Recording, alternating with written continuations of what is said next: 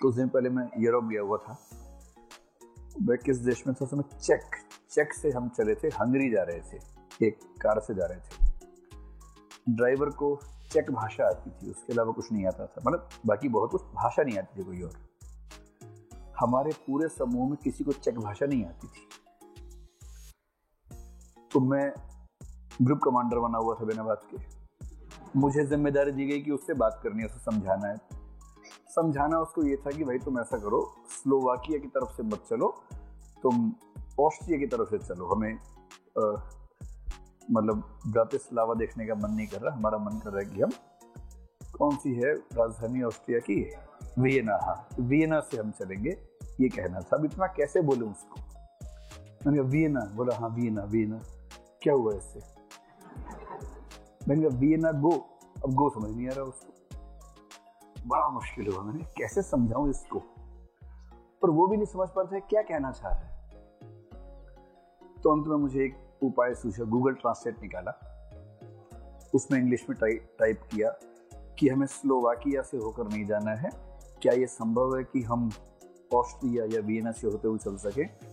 फिर ट्रांसलेशन के टूल्स देखे, चेक भाषा, चेक में किया ट्रांसलेट।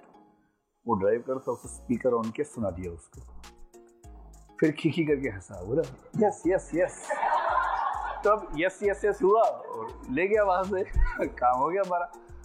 गूगल देवता ना होते तो मैं कहां से ढूंढ के लाता एक ऐसा आदमी जिसको चेक और अंग्रेजी आती हो। कहां से ढूंढ रहे ऐसे आदमी? कितना आसान हो गया। अब ये स्थिति हिंदी में 4-5 साल में आ जाएगी। उसके बाद तो कुछ करना ही नहीं है, अपना फोन लेके पूरी दुनिया घूमिए, ठेठ हिंदी माध्यम से घूमिए, अंग्रेजी की जरूरत ही नहीं है। किसी देश में जाइए, हिंदी में टाइप कीजिए, ट्रांसलेट, ले भाई ये है, देख, बात समझ में आ गई।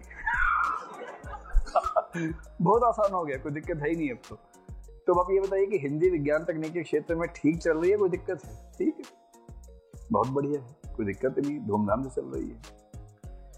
वैज्ञानिक तकनीकी लेखन में स्थिति थोड़ी कमजोर है।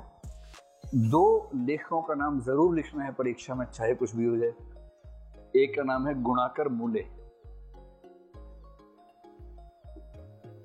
नाम सुना है कभी?